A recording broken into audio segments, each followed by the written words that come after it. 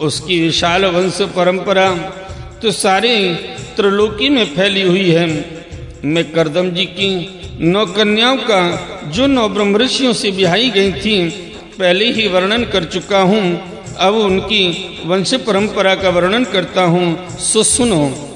मरीचि ऋषि की पत्नी कर्दम जी की बेटी कला से कश्यप और पूर्णमा नामक 2 पुत्र हुए, जिनके वंश से यह सारा जगत भरा हुआ है। शत्रुतापन विदुर जी पूर्णमा की विरज और विश्वग नाम के 2 पुत्र तथा देवकुल्या नाम की एक कन्या हुई। यही दूसरे जन्म में श्री हरि के चरणों के धोवन से देवनदी गंगा के रूप में प्रकट हुई। अत्रि की पत्नी अनसुईया से दत्तात्रेय, दुर्वासा और चंद्रमा नाम के 3 परम यशस्वी पुत्र हुए। ये क्रमशः भगवान विष्णु, शंकर और ब्रह्मा के अंश से उत्पन्न हुए थे। विदुर जी ने पूछा, गुरुजी कृपया यह बतलाइए कि जगत की उत्पत्ति, स्थिति और अंत करने वाले इन सर्वश्रेष्ठ देवों ने अत्रि मुनि के यहाँ क्या करने की इच्छा से अवतार लिया था। श्री मैत्रेय जी ने कहा, जब ब्रह्मा जी ने ब्रह्मज्ञानियों में श्रेष्ठ महर्षि अत्रि को सृष्टि रचने के लिए आज्ञा दी, तब वे अपनी सहधर्मिणी के सहित तप करने के लिए वृक्ष नामक कुल पर्वत पर गए। वहां पलाश और अशोक के वृक्षों का एक विशाल वन था। उसके सभी वृक्ष फूलों के गुच्छों से लदे थे तथा उसमें सबुर निर्विंध्या नदी के जल की कलकल ध्वनि गूंजती रहती थी। उस वन में वे मुनिश्रेष्ठ प्राणायाम के द्वारा चित्त को वश में करके 100 वर्ष तक केवल वायु पीकर सर्दी गर्मी आदि द्वंद्वों की कुछ भी परवाह न कर एक ही पैर से खड़े रहे। उस समय वे मन ही मन यही प्रार्थना करते थे कि जो कोई संपूर्ण जगत के ईश्वर हैं, मैं उनकी शरण में हूँ, वे मुझे अपनी ही समान संतान प्रदान करें।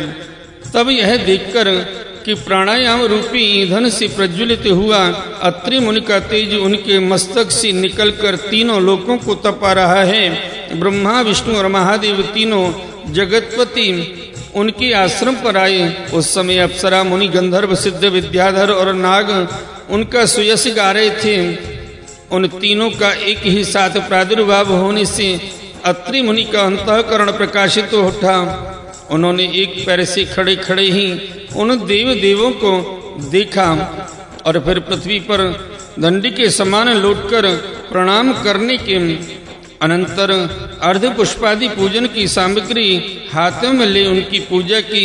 वे तीनों अपने अपने वाहन हंस, गरुण और बैल पर चढ़े हुए तथा अपने कमंडल, चक्र, त्रिशूल आदि चिन्हों से सुशोभित थे। उनकी आंखों से कृपा की वर्षा हो रही थी। उनके मुख पर मंद हास्य की रेखा थी जिससे उनकी प्रसन्नता झलक रही थी। उनके तेज से चौंधिया कर मुनिवर ने अपनी आंखें मूंद ली। वे चित्त को उन्हीं की ओर लगाकर हाथ जोड़ अति मधुर और सुंदर भावपूर्ण वचनों में लोक में सबसे बड़ी उन तीनों देवों की स्तुति करने लगे। अत्रि मुनि ने कहा, भगवान, प्रत्येक कल्प के आरंभ में जगत की उत्पत्ति, स्थिति और लय के लिए जो माया के सत्वादि तीनों गुणों का विभाग करके भिन्न भिन्न शरीर धारण करते हैं, वे ब्रह्मा, विष्णु और महादेव आप ही हैं। मैं आपको प्रणाम करता हूँ। कहिए, मैंने जिनको बुलाया था आप में से वे कौन महानुभाव हैं? क्योंकि मैंने तो संतान प्राप्ति की इच्छा से केवल एक सुरेश्वर भगवान का ही चिंतन किया था। फिर आप तीनों ने यहाँ पधारने की कृपा कैसे की? आप लोगों तक तो देहधारियों के मन की भी गति नहीं है, इसलिए मुझे बड़ा आश्चर्य हो रहा है। आप लोग कृपा करके मुझे इसका रहस्य बतलाएं। श्री मैत्रेय जी कहते हैं, समर्थ विदुर जी, अत्रि मुनि के वचन सुनकर वे तीनों देव हंसे और उनसे सुमधुर वाणी में कहने लगे। देवताओं ने कहा, ब्रह्मन, तुम सत्य संकल्प हो, अतः तुमने जैसा संकल्प किया था वही होना चाहिए। उससे विपरीत कैसे हो सकता था? तुम जिस जगदीश्वर का ध्यान करते थे वह हम तीनों ही हैं। प्रिय महर्षि, तुम्हारा कल्याण हो। तुम्हारी यहाँ हमारी ही अंश स्वरूप 3 जग विख्यात पुत्र उत्पन्न होंगे और तुम्हारे सुंदर यश का विस्तार करेंगे। उन्हें इस प्रकार अभीष्ट वर देकर तथा पति पत्नी दोनों से भली भांति पूजित होकर उनके देखते ही देखते वे तीनों सुरेश्वर अपने अपने लोकों को चले गए। ब्रह्मा जी के अंश से चंद्रमा विष्णु के अंश से योगवेत्ता दत्तात्रेय जी और महादेव जी के अंश से दुर्वासा ऋषि अत्रि के पुत्र रूप में प्रकट हुए। अब अंगिरा ऋषि की संतानों का वर्णन सुनो।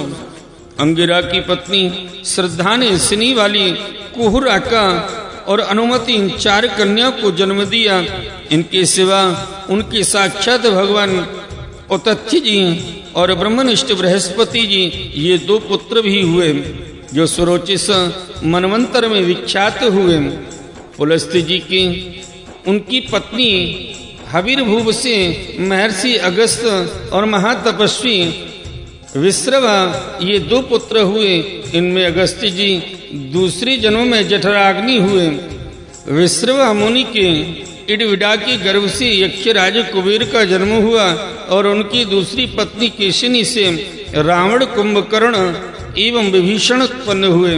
महामते महर्षि पुलह की स्त्री परम साध्वी गति से कर्म श्रेष्ठ वरियान और सहिष्णु ये 3 पुत्र उत्पन्न हुए। इसी प्रकार क्रतु की पत्नी क्रिया ने ब्रह्म तेज से देदीप्यमान वाले खिल्यादि 60,000 ऋषियों को जन्म दिया। शत्रुतापन विदुर जी वशिष्ठ जी की पत्नी ऊर्जा अरुंधति से चित्रकेतु आदि 7 विशुद्ध चित्त ब्रह्म ऋषियों का जन्म हुआ। उनके नाम चित्रकेतु, सुरोचि, विरजा, मित्र, उल्वण, वसुप्रध्यान और द्युमान थे। इनकी शिवा उनकी दूसरी पत्नी से शक्ति आदि और भी कई पुत्र हुए। अथर्वा मुनि की पत्नी चित्ती से दध्यंग दधीच नामक एक तपोनिष्ठ पुत्र प्राप्ति किया जिसका दूसरा नाम अश्वेशिरा भी था। अब भृगु के वंश का वर्णन सुनो। महाराज भृगु जी ने अपनी भार्या ख्याति से धाता और विधाता नामक पुत्र तथा श्री नाम की एक भगवत परायण कन्या उत्पन्न की। मेरु ऋषि ने अपनी आयति और नियति नाम की कन्याएं क्रमशः धाता और विधाता को ब्याही। उनसे उनके मृकंड और प्राण नामक पुत्र हुए। उनमें से मृकंड के मार्कंडे और प्राण के मुनिवर वेदशिरा का जन्म हुआ। भृगु जी के एक कवि नामक पुत्र भी थे। उनकी भगवान उष्णा शुक्राचार्य हुए। विदुर जी इन सब मुनीश्वरों ने भी संतान उत्पन्न करके सृष्टि का विस्तार किया। इस प्रकार मैंने तुम्हें यह कर्दम जी के दोहित्रों का संतान का वर्णन सुनाया। जो पुरुष इसी श्रद्धा पूर्वक सुनता है उसके पापों को यह तत्काल नष्ट कर देता है। ब्रह्मा जी के पुत्र दक्ष प्रजापति ने मनुनंदनी प्रसूति से विवाह किया। उससे उन्होंने सुंदर नेत्रों वाली 16 कन्याएं उत्पन्न की।